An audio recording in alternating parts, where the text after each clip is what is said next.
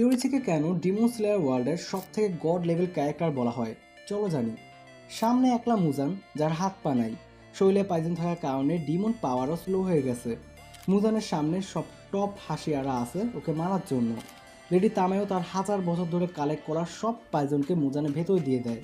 30 জনের বেশি Demon Slayer হাসিয়ার student মুজানকে চারপাশ থেকে ঘিরে হামলা করতেছে, যাতে মুজানকে অন্য মানুষকে করতে পারে। 4 জন ইনার র্যাঙ্ক ডিমন স্লেয়ার, যাদের জীবনের একটাই লক্ষ্য যে তারা মুজানকে মারবে।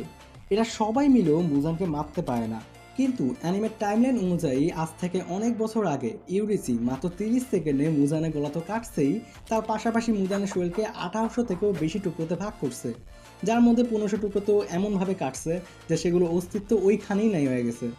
মুজান কোনোভাবে ওইখান থেকে বাইচা ফিরছে এবং তার বাকি 300 টুকরো দিয়ে রিজেনারেট করছে।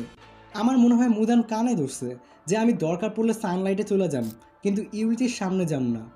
তাহলে একবার ভাবো ইউরিচি কী লেভেলে পাওয়ারফুল ছিল।